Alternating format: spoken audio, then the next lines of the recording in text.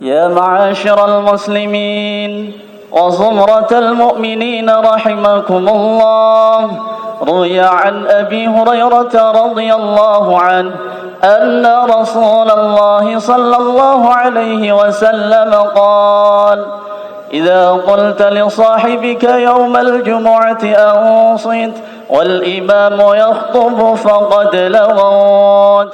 أنصتوا واسمعوا وأطيعوا رحمكم الله. أنصتوا واسمعوا وأطيعوا رحمكم الله. أنصتوا لعلكم ترحمون.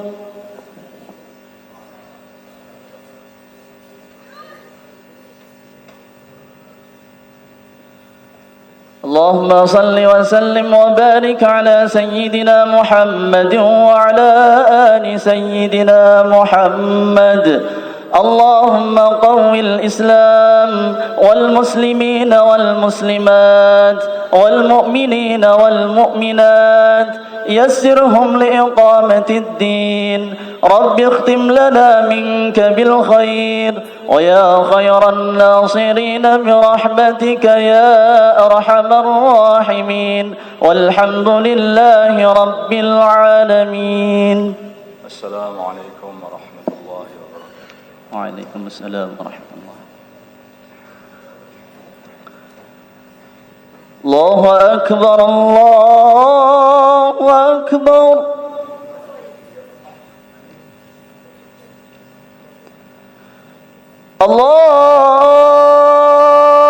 الله أكبر الله أكبر. أشهد أن لا إله إلا الله، أشهد أن لا إله إلا الله، أشهد أن محمدا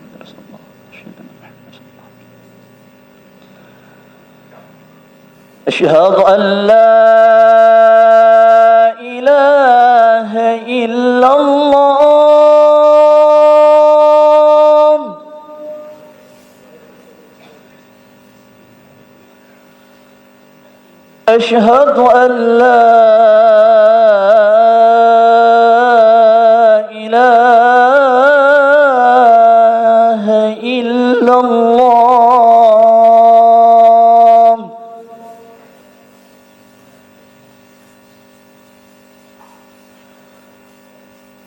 أشهد أن محمدا رسول الله.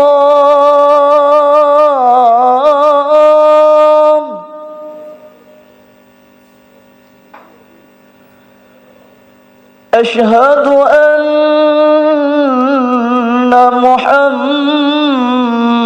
محمدا رسول الله.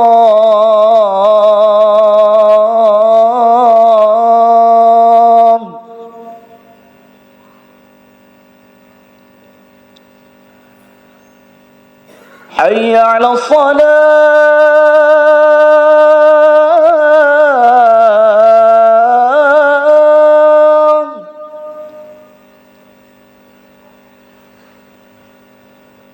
حي على الصلاة.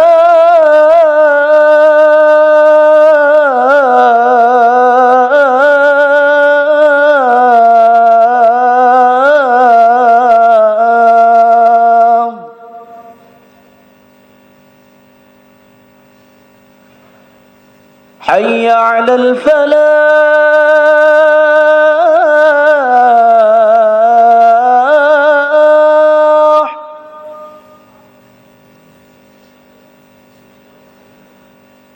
حي على الفلاح.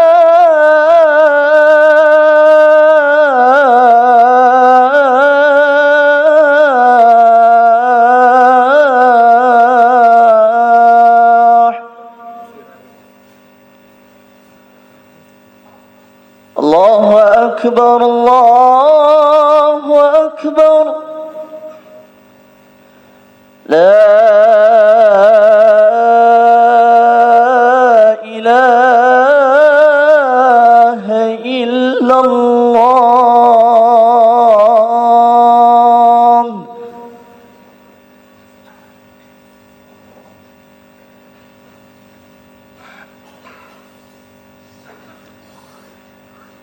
إن الحمد لله نستعينه ونستغفره ونؤمن به ونتوكل عليه ونعوذ به من شرور أنفسنا ومن سيئات أعمالنا من يهده الله فلا مضل له ومن يضلله فلا هادي له أشهد أن لا إله إلا الله وحده لا شريك له وأشهد أن محمدا عبده ورسوله اللهم صل على سيدنا محمد وعلى آل سيدنا محمد وعلى أصحاب سيدنا محمد والتابعين أجمعين أما بعد عباد الله اتقوا الله حق تقاته ولا تموتن إلا وأنتم مسلمون واعلموا أنكم قادمون إلى الله ولتنظر نفس ما قدمت لغد واتقوا الله إن الله خبير بما تعملون. Hadirin yang dimuliakan Allah, tambahilah takwamu kepada Allah sehingga tidak tambah umurmu kecuali tambah dekatmu dengan Allah Subhanahu wa taala.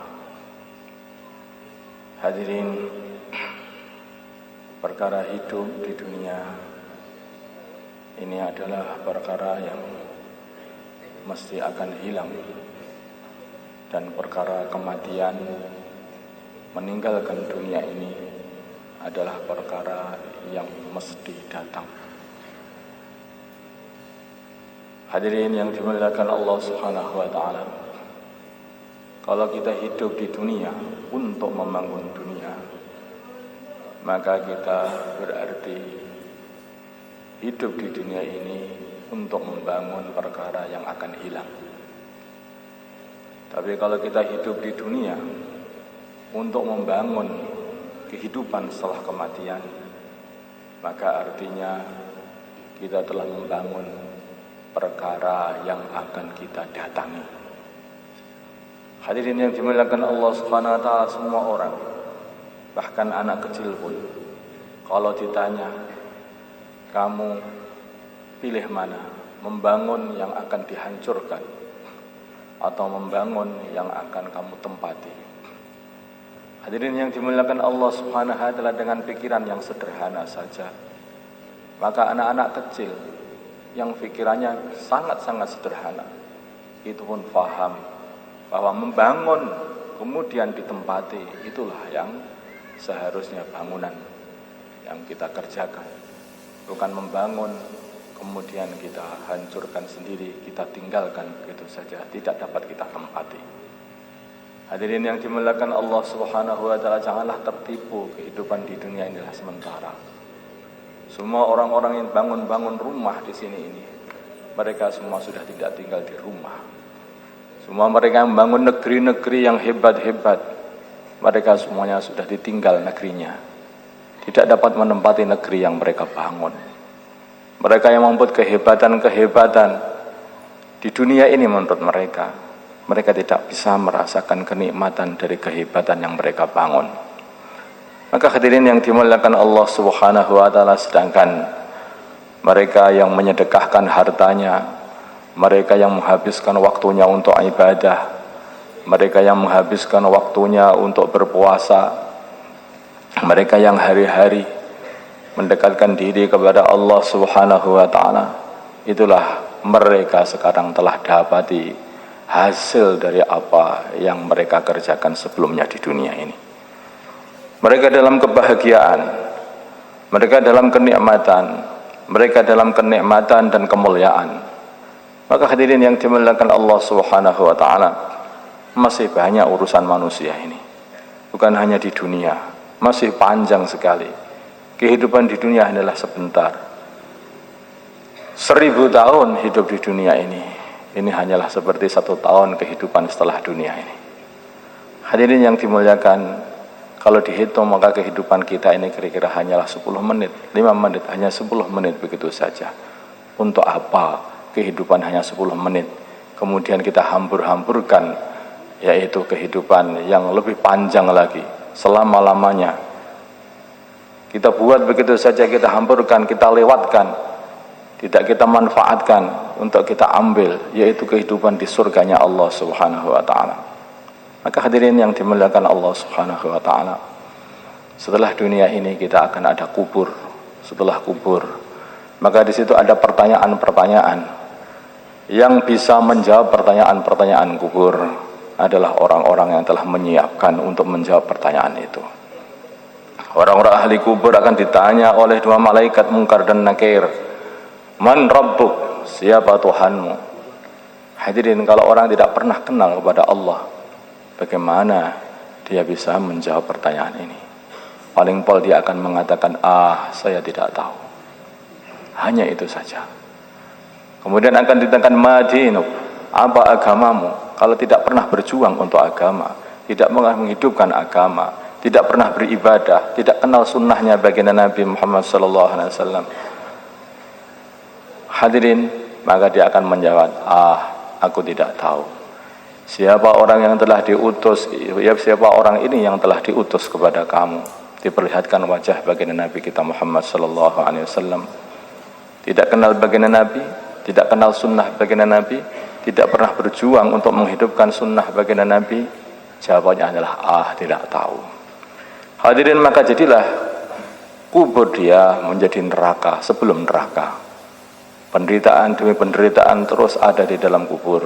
Siksa demi siksa terus ada di dalam kubur sebelum dia disiksa selama-lamanya di nerakanya Allah Subhanahu wa taala. Maka hadirin yang dimuliakan Allah Subhanahu wa taala, hidup ini tidaklah hidup yang free, hidup yang gratisan, tidak. Semua kita hidup di dunia ini tidak ada gratisnya. Dipantau semua oleh Allah. Taat kepada Allah, maka akan dikasih kebahagiaan, kemuliaan di surganya Allah Subhanahu wa taala. Tidak taat kepada Allah, maka akan dihukum oleh Allah SWT, karena telah mencuri airnya Allah, mencuri makanan yang ada di dunia ini, disediakan kepada orang-orang yang beriman, mencuri apa-apa yang disediakan untuk orang beriman di dunia ini. Hadirin, jangan dikira apa yang kita makan tidak ada hitungannya, apa yang kita minum tidak ada hitungannya. Bahkan baginda Nabi mengatakan, walaupun air putih saja yang kamu teguk itu akan dihitung oleh Allah SWT. Tidak ada yang gratis semuanya. Semua dihitung oleh Allah Subhanahu wa taala. Maka hadirin yang dimuliakan Allah Subhanahu wa taala, kita ini di hadapan Allah, di bumi Allah, makan rizki dari Allah Subhanahu wa taala, bertempat di bumi kepunyaan Allah Subhanahu wa taala. Hadirin, kalau kita betul-betul ada rasa seperti itu, maka kita akan hati-hati. Dalam makan pun akan hati-hati. Ini adalah rizki dari Allah. Maka sudah sepantasnya kalau makan rizki ini mengucapkan Bismillah, supaya tidak hisab oleh Allah Subhanahu wa taala, atau dikasih pahala oleh Allah SWT dalam memakan rizki. Hadirin, bila mana seseorang orang tua kemudian dia ini memberi makanan dan minuman kepada anaknya, dan anaknya sama sekali tidak taat kepada orang tuanya, tidak taat kepada orang tuanya, ini padahal anak, maka orang tua pun akan marah kepada anak ini. Sudah tak kasih makan, sudah tak kasih minum, sudah tak pelihara, sudah tak rawat, tetapi tidak ada rasa terima kasih sama sekali kepada orang tua, maka orang tua akan marah kepada anak ini. Diusirlah anak ini dari rumahnya. Maka hadirin yang dimuliakan Allah SWT, kita ini ciptaan Allah. Sudah sepantasnya kita ini syukur kepada Allah. Bagaimana cara syukurnya hamba kepada Tuhan? Yaitu dengan menghamba kepada Allah Subhanahu wa taala. Hamba yang paling menghamba adalah baginda Nabi kita Muhammad sallallahu alaihi wasallam. Kalau kita ingin menghamba kepada Allah, maka itulah hamba yang paling hamba. Tirulah hamba yang paling menghamba, yaitu baginda Nabi kita Muhammad sallallahu alaihi wasallam. Pelajari bagaimana kehidupan baginda Nabi, bagaimana baginda Nabi memperlakukan dunia ini, bagaimana baginda Nabi memperlakukan dunia ini. Dipelajari, maka kita akan hidup mendapat tuntunan. Memang baginda Nabi kita Muhammad sallallahu alaihi wasallam diutus di dunia ini adalah sebagai uswatun hasanah, sebagai tuntunan, percontohan hidup yang mulia, hidup yang diridhai oleh Allah Subhanahu wa taala, menghamba kepada Allah. Hadirin, kalau baginda Nabi kita Muhammad sallallahu alaihi wasallam menginginkan dunia, sesungguhnya Allah Subhanahu wa taala telah berikan kunci-kunci gudang harta dunia ini semua telah diberikan kepada baginda Nabi Muhammad sallallahu alaihi wasallam. Tetapi baginda Nabi tidak membuka untuk diri beliau sendiri, tidak. Bahkan ketika datang harta begitu melimpah kepada baginda Nabi, maka harta itu dibagi begitu saja. Baginda Nabi katakan, semua aku ini mempunyai harta satu gunung Uhud, diberikan kepada aku, tidak lewat 3 hari sudah habis, aku bagi-bagi ke sana, ke kanan, ke kiri, ke depan, ke belakang, semuanya aku bagi-bagi, kecuali beberapa yang aku siapkan untuk membayar hutang, kata beliau. Hadirin, bila tidak pengen menumpuk-numpuk harta, tidak, dia pengennya kalaupun ada harta akan cepat-cepat segera dibagi, tidak boleh lewat 3 hari harus sudah habis dari rumah beliau. Maka hadirin yang dimuliakan Allah Subhanahu wa taala, apa yang dikatakan beliau ini bukan hanya kata-kata saja. Suatu hari baginda Nabi telah dikasih, yaitu sudah harta yang begitu banyak, yaitu 2 gunung yang penuh dengan kambing. Maka ada seseorang yang dia ini membantu baginda Nabi dalam perjuangan, padahal orang ini belum masuk Islam. Dilirik itu harta itu. Maka hadirin, baginda Nabi katakan, apakah kamu suka harta ini? Katanya. Maka orang itu mengatakan, iya, siapa yang enggak suka harta begitu banyak seperti ini? Ini semuanya untuk kamu, kata baginda Nabi. Hadirin, 2 lembah penuh dengan kambing diberikan kepada seseorang. Maka orang itu langsung mengatakan, tidak mungkin seseorang punya hati seperti ini kecuali dia ini adalah seorang nabi, seorang rasul. Asyhadu an la ilaha illallah wa anna Muhammad Rasulullah. Syahadat seketika itu juga. Maka hadirin yang dimuliakan Allah Subhanahu wa taala, begitu hati-hati baginda Nabi dengan urusan harta ini. Maka hadirin, sampai beliau itu berdoa kepada Allah Subhanahu wa taala, Allahumma ja'al rizqa ala Muhammadin quta. Ya Allah, jadikanlah rizkinya keluarga Nabi Muhammad sallallahu alaihi wasallam adalah rizki yang secukupnya saja, katanya. Yang secukupnya saja. Karena beliau pengen semua keluarganya selamat dari makarnya dunia ini. Dunia ini betul-betul keji. Bila mana kita sudah kena makar dan kena tipu dunia, kita diiming-iming, begitu kita sudah ikut dunia, maka dunia akan menyembelih kita. Coba kita lihat bagaimana orang-orang yang mereka telah tertipu dengan dunia. Mereka habiskan umurnya mulai muda sampai tua, sampai renta, habis hanya untuk mencari dunia. Tahu-tahu disembelih oleh dunia, masukkan dalam perut bumi, sudah tidak dapat apa-apa. Waktunya habis, tidak membangun akhirat, belum pernah menikmati dunianya, tapi habis semuanya. Jerih payahnya habis. Mereka tertipu dengan kemolekan dunia, padahal tidak ada kemolekan apapun di dunia ini. Semuanya adalah kesengsaraan. Hadirin yang dimuliakan Allah Subhanahu wa taala, kalau di dunia ini ada satu kebaikan, maka kebaikan yang di dunia ini adalah zikir kepada Allah, taqarrub kepada Allah, beribadah, mendekatkan diri kepada Allah. Itulah kebaikan yang ada di dunia. Karena itulah dunia ini berharga bagi orang-orang yang dekat kepada Allah. Dunia ini berharga bagi orang-orang yang pengen taqarrub kepada Allah, pengen ibadah, pengen berpuasa. Karena di sana nanti kalau sudah di akhirat, kita tidak akan dikasih pahala dengan puasa kita, dengan ibadah kita, dengan dekat kita kepada Allah, tidak. Sebaliknya, ketika kita di dunia inilah, maka semua amalan-amalan masih bernilai. Maka dunia ini adalah sangat-sangat menguntungkan bagi hamba-hamba Allah yang takwa kepada Allah. Semoga Allah Subhanahu wa taala fahamkan ini semuanya, dan semoga Allah Subhanahu wa taala jadikan kita sebagai orang-orang yang takwa, sehingga faham akan nasihat-nasihat dari Al-Quran, dari Al-Hadis, dari orang-orang yang saleh. Ja'alallah minal faizin al-aminin wa adkhalana fi zumratil mu'minin al-muttaqin al-muqinin. A'udzu billahi minasy syaithanir rajim. Bismillahirrahmanirrahim. Wal 'asri innal insana lafi khusr illa alladhina amanu wa 'amilus salihati wa tawasaw bil haqqi wa tawasaw bis sabr. Aqulu qawli hadha wa astaghfirullah li wa lakum min kulli dhanbin fastaghfiruhu innahu huwal ghafurur rahim.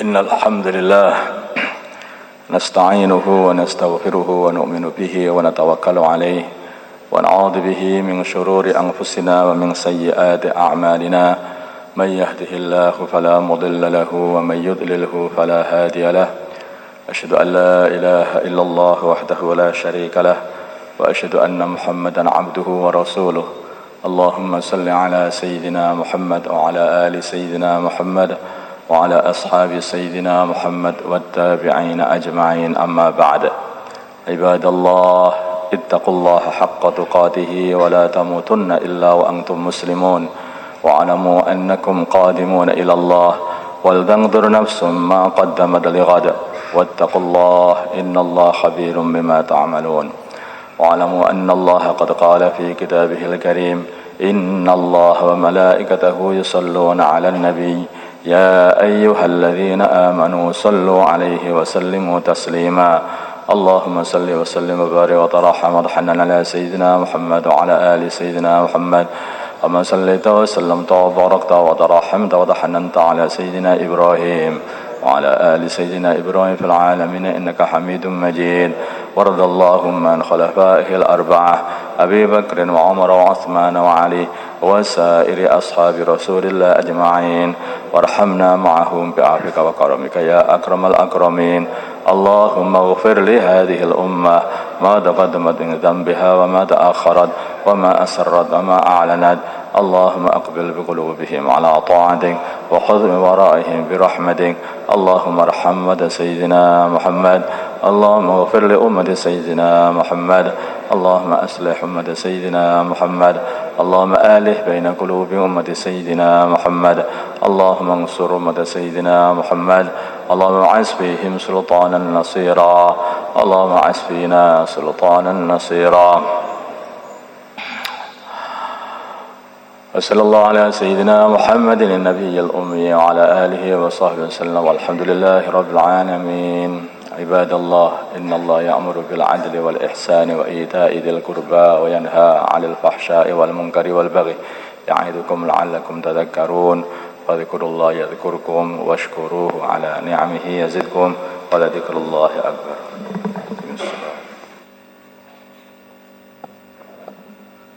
الله أكبر الله أكبر أشهد أن لا إله إلا الله أشهد أن محمدا رسول الله حي على الصلاة حي على الفلاح قد قامت الصلاة قد قامت الصلاة الله أكبر الله أكبر لا إله